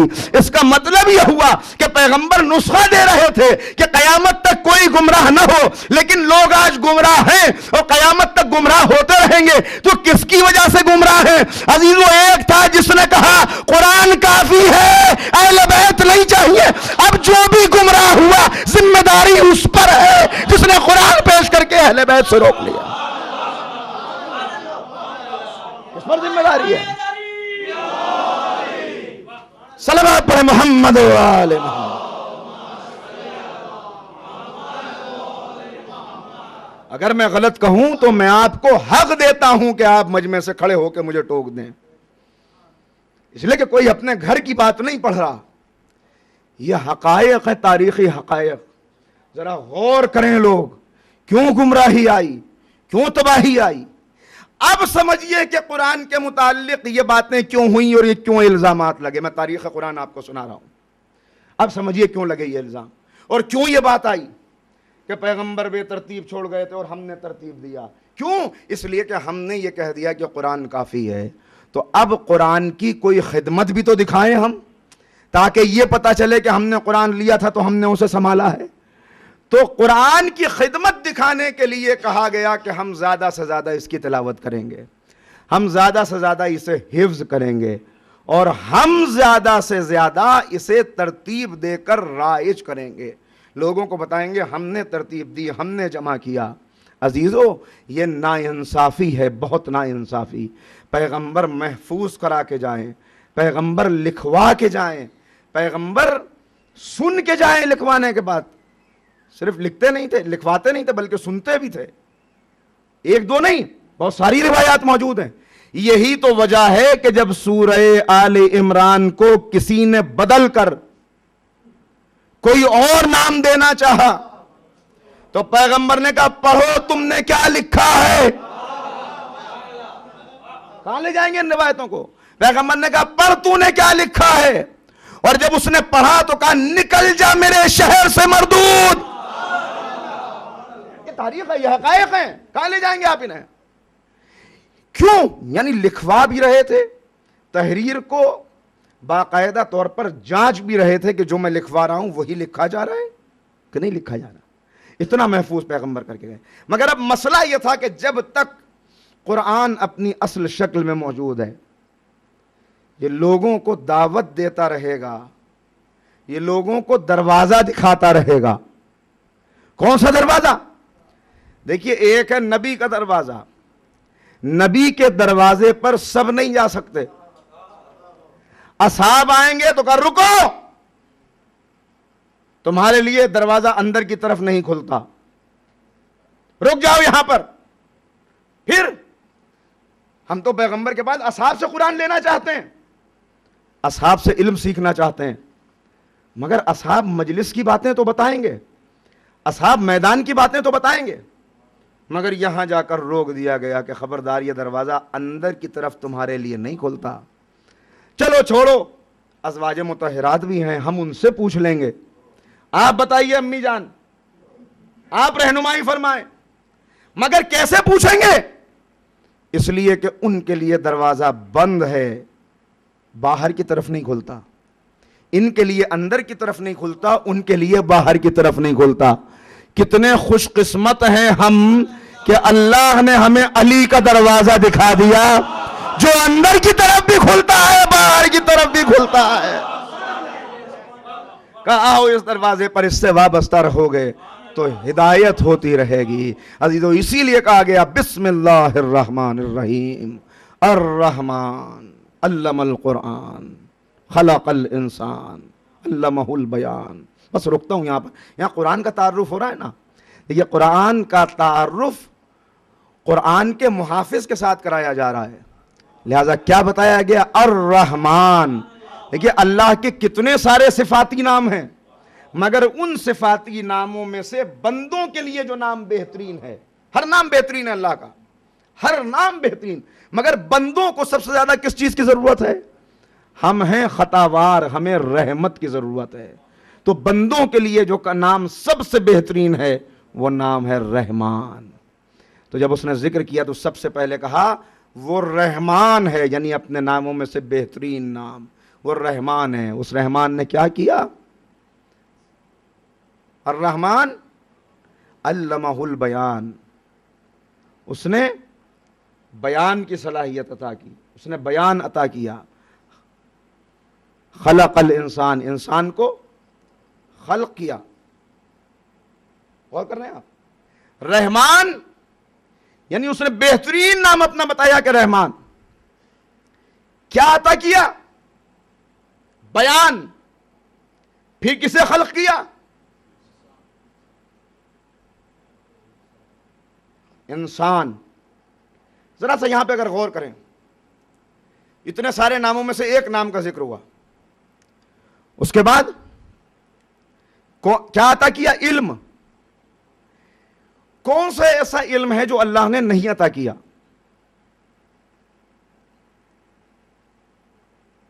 مگر سارے علوم کا ذکر نہیں ہوا یہاں پر، سارے علوم کا ذکر نہیں ہوا، اسے کتاب کا علم عطا کیا۔ اور کون سی دنیا میں ایسی مخلوق ہے جسے اللہ نے نہیں پیدا کیا؟ سب اسی نے تو پیدا کیا ہے۔ مگر اپنی مخلوقات میں سے جو بہترین تھا اس کا ذکر کیا. بہترین کون ہے؟ انسان. اور جو صلاحیتیں انسان کو عطا کی ہیں، سننے کی صلاحیت بھی اس نے دی، دیکھنے کی صلاحیت بھی اس نے دی، مگر یہاں کس صلاحیت کا ذکر ہوا؟ بیان کی صلاحیت عطا کی. بیان کی صلاحیت عطا کی، کتاب کا علم عطا کیا، بہترین خلقت کا تذکرہ کیا. کیا مطلب؟ یعنی وہ رحمان ہے، بہترین اس کی مخلوق انسان ہے، علوم میں سے بہترین علم قرآن ہے، اور صلاحیتوں میں سے بہترین صلاحیت بیان ہے. تو بیان کی اس صلاحیت کو قرآن کو پھیلانے میں صرف کرنا، تو بہترین صلاحیت کو بہترین طریقے سے خرچ کیا جائے گا. بہترین مخلوق بہترین صلاحیت کے ساتھ جو بہترین کام کر سکتی ہے وہ قرآن کی تبلیغ ہے، وہ ذکر قرآن کو آگے بڑھانا ہے. اسی لیے پیغمبر نے قرآن کا ساتھی مولا اس کائنات کو قرار دیا، اس لیے کہ جیسے بیان کی بہترین صلاحیت یہ ہے کہ اس سے قرآن عطا کیا جائے، اسی طرح ذکروں میں سے بہترین ذکر یہ ہے کہ علی کا ذکر کیا جائے. یعنی اس زبان کی صلاحیت کو بہترین طریقے سے اگر تمہیں صرف کرنا ہے تو یا اس سے ذکر قرآن کرنا یا اس سے ذکر علی کرنا. جتنا ذکر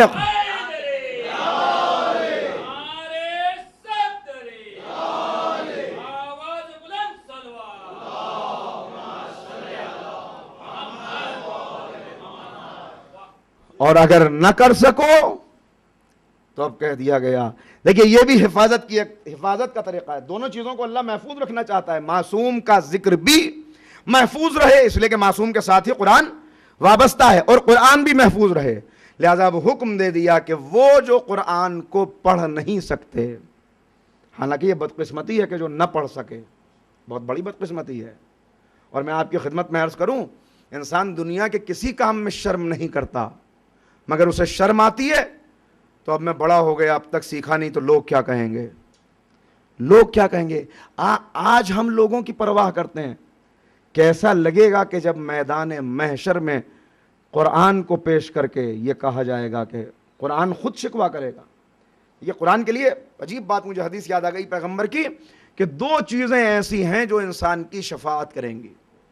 معصوم تو ہیں شفاعت کرنے والے، لیکن عبادتوں میں سے دو عبادتیں، ایک روزہ اور دوسرے قرآن. اور کیسے شفاعت کریں گے؟ جیسے ایک بچہ ضد کر کے ماں سے اپنی بات منواتا ہے، نہیں نہیں نہیں مجھے تو یہ چاہیے، مجھے تو یہ دلوائیے، میں تو یہ لے کے رہوں گا، یہ انداز ہوتا ہے نا. اسی طرح ان کے شفاعت کرنے کا طریقہ یہ ہوگا کہ یہ اڑ جائیں گے. حالانکہ اللہ ہی نہیں اجازت دے گا، اللہ ہی اجازت دے گا، مگر روزہ بھی سپر بن کے کھڑا ہو جائے گا اور قرآن بھی سپر بن کے کھڑا ہو جائے گا کہ نہیں معبود، میں اسے دوزخ میں نہیں آنے دوں گا، اس لیے کہ اس نے میرا لحاظ کیا ہے. روزہ کہے گا یہ میری خاطر بھوکا رہا ہے، یہ میری خاطر پیاسا رہا ہے. قرآن کہے گا اس نے اپنی زبان پر مجھے سجایا ہے. تو یہ شفاعت کرنے والے پیغمبر کے ساتھ. تو مسئلہ کیا ہے؟ بڑے ہو گئے اب شرم آنے لگی. نہیں، شرم نہ کیجئے، قرآن کے سیکھنے میں شرم نہیں، اس لیے کہ یہاں کی شرمندگی کا خیال نہ کیجئے. وہاں جب ساری امتیں کھڑی ہوں گی اور ان امتوں کے سامنے پیغمبر بعض امتیوں کی شکایت کریں گے، خدا نہ خواستہ ہم ان میں نہ ہوں کہ جن کی پیغمبر شکایت کریں. تو ابھی نہیں سیکھا، کچھ گزرا نہیں، کوئی وقت نہیں گیا، آخری لمحے تک سیکھ سکتے ہیں اسے. اب سیکھیے، آج سے سیکھنا شروع کیجئے. اور جتنا جتنا قرآن کو سیکھیں گے، میں سچ آپ کی خدمت میں عرض کر رہا ہوں، آپ دیکھیں گے آپ کے شب و روز میں کیسی تبدیلی آتی ہے. نوجوانوں کو ایک پیغام دے رہا ہوں، صبح جب گھر سے نکلیں، اگر آپ کے پاس کم وقت ہے، میں آپ سے زیادہ کا مطالبہ نہیں کرتا، اگر بہت ہی کم وقت ہے آپ کے پاس، صرف اتنی عادت ڈالیے کہ 5-7 آیتیں گھر سے پڑھ کے نکلیں، اور اس کے بعد دیکھیے کہ آپ کا وہ دن دوسرے دنوں سے کتنا مختلف ہوتا ہے. روزی کیسے آپ کی طرف آتی ہے، پریشانیاں کیسے دور ہوتی ہیں. آپ کو ایسا لگے گا جیسے کوئی یہ کہاں سے مدد ہو گئی، یہ کس نے مدد کر دی میری. بالکل یہ ایسے ایکسپیرینس، یہ ایسے تجربات ہیں کہ جو علماء نے کیے ہیں اور جو خود خادم نے کئی مرتبہ کر کے دیکھیں کہ واقعی طور پر کسی مشکل مرحلے پہ نکل رہے ہیں اور اس وقت ذرا سا قرآن کا سہارا لے کے نکلیں. ایک ماں کی دعا لے کے نکلیے، ایک قرآن کی تلاوت کر کے نکلیے۔ کسی مشکل مرحلے پہ جا رہے ہیں، ماں ناراض ہے، آج ماں کو منا لیجئے، آج ماں کے قدموں میں گر جائیے، آج والدین کے بوسے لے لیجئے پیروں کے، اور ان سے یہ کہیے کہ بہت مشکل مرحلے پہ جا رہا ہوں، تم میرے لیے دعا کر دو۔ اگر دعا نہ بھی کریں، صرف ایک محبت کی نظر بھی کر دیں، صرف ایک محبت کی نظر بھی کر دیں، دیکھیے کتنی مشکل حال ہو جاتی ہیں، کتنی پریشانیاں دور ہو جاتی ہیں۔ تو یہ مہجور ہیں، یہ قرآن مظلوم ہے۔ اگر ہم نے بھی اسے مظلوم کر دیا، اسے مظلوم نہ کیجئے۔ آج سے، ابھی اس مجلس سے یہ ایک پیغام میرا لے کے اٹھیے کہ ہم آج سے کوشش کریں گے۔ نہیں آتا ابھی ہمیں تو صرف اسے کھول کر اس کے الفاظ پہ نظر کریے، اس لیے کہ وہ بھی عبادت ہے۔ صرف 3 چیزیں ایسی ہیں جنہیں دیکھنا عبادت ہے، جنہیں دیکھنا عبادت ہے۔ قرآن کے الفاظ کو دیکھنا عبادت ہے، خانہ کعبہ کے پردے کو دیکھنا عبادت ہے، علی کے چہرے کو دیکھنا عبادت ہے۔ تو یہ عبادت ہے، درس لے کے جائیے، جائیں ہم مشکلوں کو اپنی آسان کرنا ہے، ہمیں مرحلے اپنے طے کرنے ہیں، ہمیں اس دنیا میں اللہ کو راضی کرنا ہے۔ اللہ کو راضی کرنا ہے تو قرآن کو راضی کریے، اللہ کو راضی کرنا ہے تو ماں کو راضی کریے، اللہ کو راضی کرنا ہے تو باپ کو راضی کریے۔ جب تک یہ راضی نہیں ہوں گے، اللہ راضی ہونے والا نہیں ہے، اہل بیت راضی ہونے والے نہیں۔ تو یہ درس ہے عزیزو، یہ ہر موقع کے اوپر ہمیں دیکھنا ہے کہ قرآن ہماری گواہی دینے والا، ہماری شفاعت کرنے والا بنے۔ اور اگر واقعی طور پر اس بات کو سمجھ لیا ہوتا تو آج امت میں یہ تفرقہ نہ ہوتا۔ محفوظ ہاتھوں میں پیغمبر نے دیا۔ پیغمبر کی حفاظت کا ایک یہ انتظام بھی کر رہے تھے کہ جو بے پڑھے لکھے افراد تھے ان سے یہ کہا کہ تمہیں اگر پڑھنا لکھنا نہیں آتا تو سیکھو، جب تک نہیں سیکھ پا رہے ہو اس وقت تک اتنا ہی احترام کرو کہ قرآن کو کھول کر اپنے سامنے رکھ لو۔ اس کے الفاظ پہ یہ کیوں پیغمبر کہہ رہے ہیں؟ حکمت ذرا پیغمبر کی دیکھیے، دور رس نگاہیں دیکھیے۔ پیغمبر چاہتے ہیں کہ جو بے پڑھے لکھے لوگ بھی ہیں وہ بھی قرآن کے الفاظ اور اس کی تحریر سے اتنا مانوس ہو جائیں کہ اگر کہیں کوئی اسے جلانے لگے، اگر کہیں کوئی اس کی بے ادبی کرنے لگے، اگر گلی کوچے سے گزرتے ہوئے کہیں کسی ورق کو گرا ہوا دیکھیں تو اسے اٹھا کر کسی محترم جگہ پہ رکھ دیں، اتنی انہیں پہچان ہو جائے، اگر نہیں ہیں پڑھے لکھے تب بھی۔ تو یہ پیغمبر کا طریقہ تھا، محفوظ رکھا اسے، حفاظت کی۔ کیسے حفاظت کی اور کس کس انداز سے قرآن نے پھر اپنا آگے بڑھ کے تعارف کرایا ہے، وہ میں آہستہ آہستہ مرحلے آپ کی خدمت میں عرض کروں گا، اور ہم انشاءاللہ تعالی اس مرحلے تک پہنچیں گے کہ وہ منزل ایک آئے گی کہ واقعی طور پر یہ محسوس ہوگا کہ اب میں تھوڑا سا قرآن کے قریب آ گیا۔ اور یہی اس عشرے کا مقصد ہے۔ خدا سلامت رکھے تمام حاضرین کو اور ان نوجوانوں کو کہ جنہوں نے اہتمام کیا، اور یہ موضوع اس مرتبہ انہی کا رکھا ہوا ہے، یہ نوجوانوں کی طرف سے رکھا ہوا موضوع ہے کہ اس مرتبہ قرآن کریم پر گفتگو ہو۔ تو قرآن اور ہدایت انسان کامل کیسے بنے، وہ بات آج نہیں آ پائی، کل آئے گی انشاءاللہ، کہ اسی انسان کامل کا تعارف جب علامہ اقبال کراتے ہیں تو وہ کہتے ہیں انسان زمین پہ نہ بیٹھا رہے بلکہ اسے بالوں پر مل جائیں اور یہ پرواز کرنی شروع کر دے۔ لہذا کہتے ہیں سب سے پہلی مرحلہ ان بالوں پر کے ملنے کا وہ ہے کہ یہ پے کرے عشق بن جائے، یعنی یہ عشق کرنا شروع کر دے، عشق کرنا شروع کر دے۔ وہ عشق نہیں جو برباد کر دیتا ہے، وہ شعراء کا بتایا ہوا بیکار کا عشق ہے، وہ عشق کہ جو اس کو ہر مرحلے پہ بلند کرتا چلا جاتا ہے، ایسا بلند کرتا ہے کہ آگ کے شعلوں میں جانے کے باوجود بھی آگ خود اس کی حفاظت کرنے لگتی ہے۔ جب یہ اس عشق کے مرحلے سے گزرے گا تو پھر دوسرا مرحلہ آیا پے کرے یقین۔ میں 3 مرحلے عرض کر کے گفتگو کو روکتا ہوں۔ پے کرے عشق، پے کرے عشق کون سا؟ وہ عشق کہ جس کے مقابلے پر عقل کی دلیلیں بھی بیکار ہو جاتی ہیں۔ البتہ یہ عقل روحانی نہیں ہے، یہ عقل حیوانی ہے جو کہتی ہے مجھے دے دو، زیادہ سے زیادہ حاصل ہو جائے، مال جمع کر لو، دولت جمع کر لو، خزانہ جمع کر لو، حاصل کرو زیادہ سے زیادہ، دیکھو کہاں سے ملتا ہے، یہ ہے عقل۔ ایسی عقل کے مقابلے پر جب یہ عشق آتا ہے تو اقبال کہتے ہیں بے خطر کود پڑا آتش نمرود میں عشق، عقل ہے محو تماشائے لبے بام ابھی۔ عقل بھی سوچ رہی ہے اور عشق نے مرحلے طے بھی کر لیے، بے خطر کود پڑا، اسے اس کی پرواہ نہیں کہ جل جاؤں گا یا بچ جاؤں گا، اس لیے کہ عشق کی شان ہی یہ ہے کہ اگر اس کا ارادہ جلا لینے کا ہے تو مجھے بچنا منظور نہیں، اگر وہ بچانا چاہتا ہے تو یہ آگ بگاڑ کیا سکتی ہے۔ یہ ہے عشق کا مرحلہ. پھر اس کے بعد وہ آگے بڑھتا ہے تو اب قرآن کی رو سے جتنا بلند ہوتا چلا جائے گا. میں نے عرض کیا ہدایت انسان کے وہ مرحلے ابھی آہستہ آہستہ آپ کی خدمت میں آئیں گے تو یہ پیکر یقین بنتا ہے.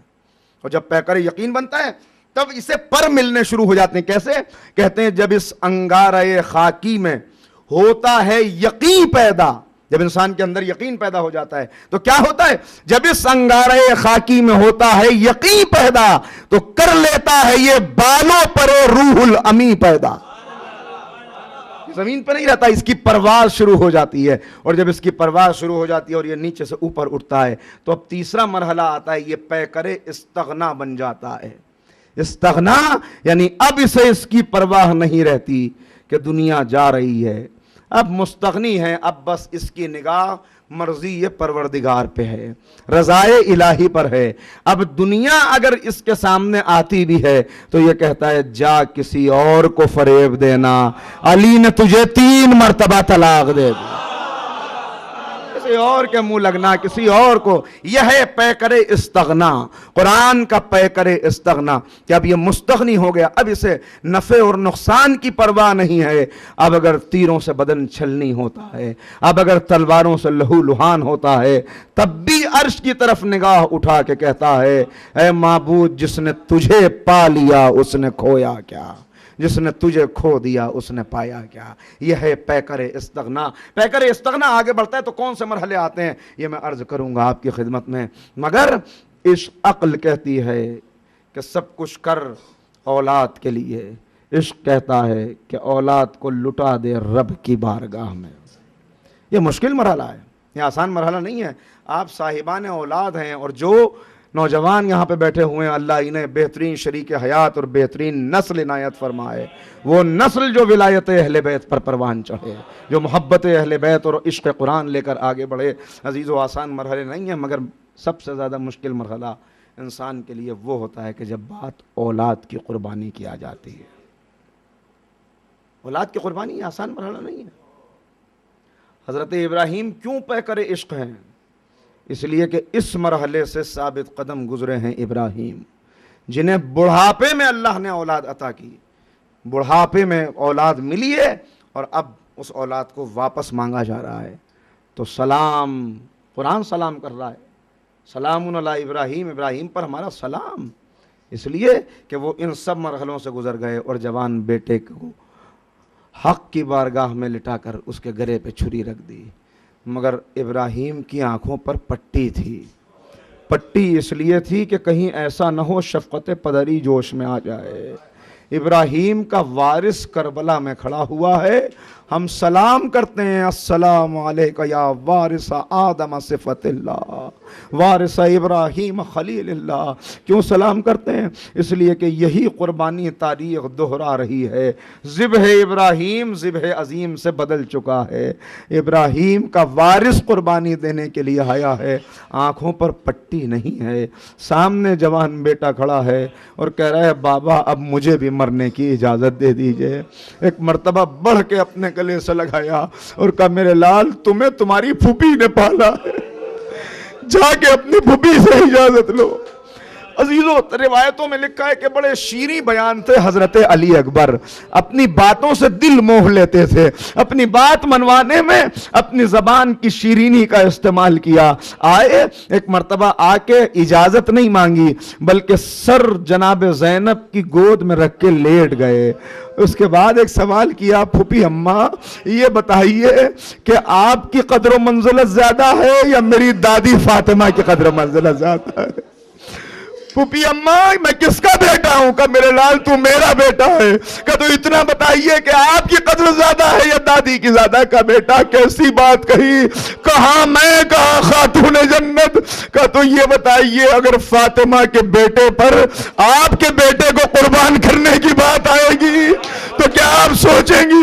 زینب نے ایک مرتبہ کاندھوں کو پکڑ کے اٹھایا کہ میرے لال میں سمجھ گئی میرے بیٹے. اچھا جاؤ خدا حافظ. جاؤ خدا حافظ. آئے اماں سے رخصت ہوئے, اور جب حسین جب جانے لگے, اللہ اکبر, کیا تھی علی اکبر کی قربانی.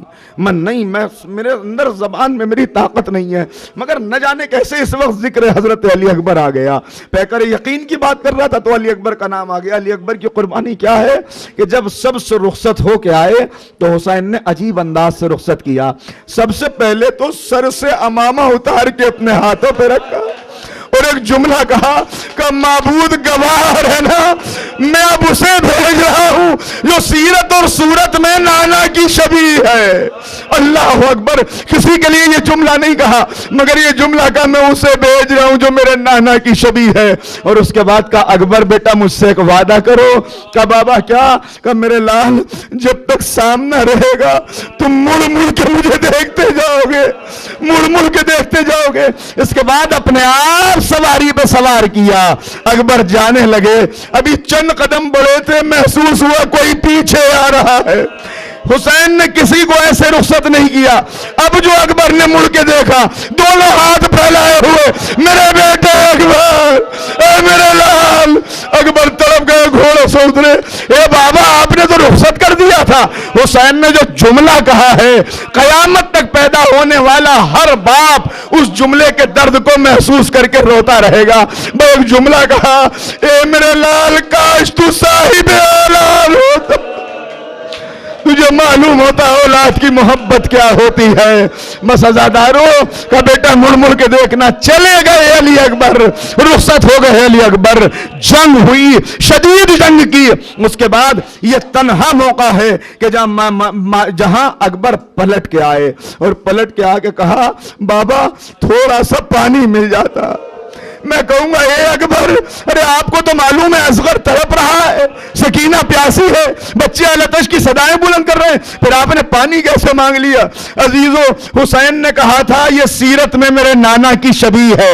اکبر نے ثابت کیا کہ میں شبیہ ہوں. اکبر نے کیوں پانی مانگا؟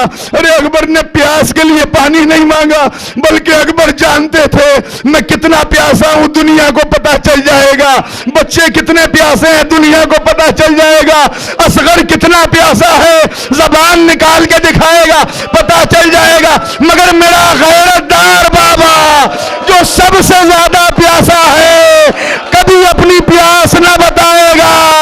اکبر چاہتے میرے بابا کی پیاس سامنے آ جائے, کہ بابا پانی, کہ میرے لال اپنی زبان میرے دل میں دے دو, میری زبان چوسو. اکبر نے زبان چوسی, کہ بابا کانٹے پڑے ہیں. اللہ اکبر. عزادارو خدائی نوازوں پر رحمت نازل فرمائے. آپ کو اللہ کوئی غم نہ دے سوائے غم اہل بیت کے. آپ کی ہر مراد پوری ہو. شہزادی خود اپنی طرف سے آپ کو شفاعت فرمائے. عزادارو ذرا سا غور کرنا, ایک بات صرف آپ سے عرض کرتا ہوں, ذرا سوچ کے بتانا. حسین کسی باپ سے کوئی بیٹا کچھ مانگ لے اور باپ دے نہ سکے تو کیا اس کے اوپر گزرے گی؟ اور مانگے بھی تو پانی جیسی چیز, پانی جیسی چیز جو باپ اپنے بیٹے کو نہ دے سکے اس کے دل پہ کیا گزرے گی؟ کوئی بیان کر سکتا ہے؟ کسی کے اندر طاقت نہیں کہ الفاظ میں بیان کر سکے. مگر میں آپ سے ایک بات پوچھتا ہوں, حسین کو یہ تکلیف رہی کہ بیٹے نے پانی مانگا تھا اور میں دے نہ سکا, مگر یہ تکلیف کتنی دیر رہی؟ روایت بتاتی ہے کہ کچھ دیر کے بعد حسین بھی شہید ہو گئے. تو جب تک حسین زندہ رہے یہ تکلیف رہی کہ بیٹے کو پانی نہ پلا سکا. جب شہید ہو گئے یہ تکلیف ختم ہو گئی. مگر اب ذرا سا غور کرنا, حسین کی یہ تکلیف تو ختم ہو گئی مگر رباب تو کربلا کے بعد بھی زندہ رہی, لیلا تو کربلا کے بعد بھی زندہ رہی, زینب تو کربلا کے بعد بھی زندہ رہی. ارے مجھے نہیں معلوم جب لیلا کے سامنے پانی آتا ہوگا شاید کربلا کا رخ کر کے کہتی ہو اے علی اکبر تم نے پانی مانگا تھا, لو پانی آ گیا. عزاداروں رخصت ہو گئے علی اکبر. حسین حسین انتظار کر رہے ہیں، بس ختم ہو گئی گفتگو، اب اکبر نہیں آئے۔ آخری وفا جو اکبر کی طرف سے ہے، اکبر عباس کا بھتیجا ہے، اکبر لیلا کا بیٹا ہے، اکبر حسین کا لخت جگر ہے۔ حسین نے کہا میرے نانا کی شبیہ ہے، اکبر نے ثابت کیا میں سیرت میں محمد کی شبیہ ہوں۔ کیسے ثابت کیا؟ اکبر جنگ کر رہے تھے، جنگ کرتے کرتے آگے بڑھتے تھے، مگر ایک مرتبہ ساری فوجوں نے مل کے حملہ کیا۔ جب مل کے حملہ کیا تو عجیب و غریب فقرہ بیان کر رہا ہوں، میں نے مقاتل میں دیکھا کہ اکبر اتنے غیرت دار تھے کہ اکبر سمجھ گئے اب میں گھوڑے پہ ٹھہر نہ سکوں گا، لہٰذا یہ اکبر کو گوارا نہ تھا، غیرت ہاشمی یہ اجازت نہیں دیتی تھی کہ زمین پہ گر جاؤں، لہٰذا اکبر نے جھک کے گلے میں، گھوڑے کے گلے میں اپنی باہیں ڈال دی اور گھوڑے کو مضبوطی سے پکڑ لیا تاکہ میں زمین پہ گر نہ سکوں۔ اب جو فوجوں نے دیکھا کہ اکبر اپنے ذوالجناح کے اوپر گردن میں باہیں ڈالے ہیں، کسی نے تلوار ماری، کسی نے نیزہ مارا، کسی نے خنجر مارا، اکبر گزرتے گئے، تلواریں برتی گئی، آواز دی بابا میرا آخری سلام۔ حسین چلے ٹھوکریں کھاتے ہوئے، حسین آگے بڑھ رہے ہیں، ٹھوکر کھاتے ہیں پھر گر پڑتے ہیں، مجھے نہیں معلوم کتنی جگہ ٹھوکر لگی، مگر حسین دونوں ہاتھوں کو پھیلا کے کہہ رہے تھے علی اکبر ایک مرتبہ پھر پکار لو، مجھے کچھ نظر نہیں آتا۔ دنیا تاریخ ہو گئی ہے۔ عزادارو فقرہ ہے روایت کا کہ ایک مرتبہ اکبر نے محسوس کیا کوئی دامن پکڑ کے کھینچ رہا ہے، اب جو دیکھا حسین نے تو کیا دیکھا؟ اکبر کی سواری کا گھوڑا تھا جو اپنے دانتوں میں دامن پکڑ کے کہہ رہا تھا مولا میں بتاتا ہوں میرا آقا کہاں ہے۔ حسین گئے، بس آخری مرحلہ، خدا کسی کو یہ منظر نہ دکھائے جو بوڑھے باپ نے دیکھا، جوان بیٹا کبھی ایک پیر سمیٹتا ہے کبھی دوسرا پیر پھیلاتا ہے، حسین قریب بیٹھے، ایک مرتبہ اکبر کی پیشانی کا بوسہ لیا کہ میرے لال درد کہاں ہے؟ کہ اے بابا سینے میں برسی، کہ بیٹا ذرا ہاتھ ہٹاؤ، خلیل کربلا امتحان دینے کے لیے بیٹھا، آستین کو پلٹا، گھٹنے کو زمین پر رکھا، ابراہیم کی آواز آئی اے میرے لال تجھ پہ سلام، نوح کی آواز آئی میرے وارث تجھ پہ سلام، محمد پکارے میرے لال میرے لعاب دہن کی طاقت دکھا دے، فاطمہ کی آواز آئی میرے دودھ کی طاقت دکھا دے۔ حسین نے بایاں ہاتھ سینے پہ رکھا، دائیں ہاتھ کی دو انگلیوں کو زخم میں ڈالا، اب جو یا علی کہہ کے کھینچا، کلیجہ ہاتھوں پہ آ گیا، زمین کربلا ہلی، اکبر نے آخری ہچکی لی، اے بابا جب وطن جائے بہن سے کہیے گا اے سورا اکبر وعدہ پورا۔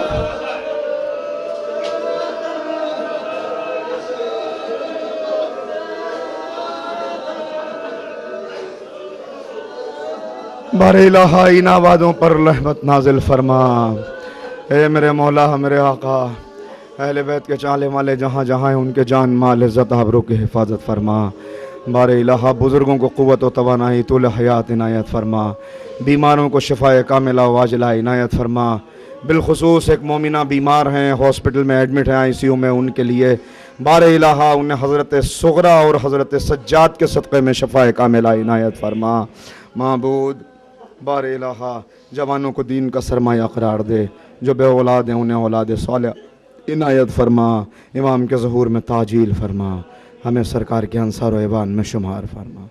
حضرات ایک مرتبہ سورہ ہم اور 3 مرتبہ سورہ توحید کی تلاوت فرما کر مرحوم حاجی جے این غلام علی صاحب، مرحومہ سکینہ بائی صاحبہ زوجہ جے این غلام علی اور خاندان کے تمام مرحومین کو ایصال فرما دیں، اور اپنے اپنے مرحومین کو بھی۔ بسم اللہ الرحمن الرحیم۔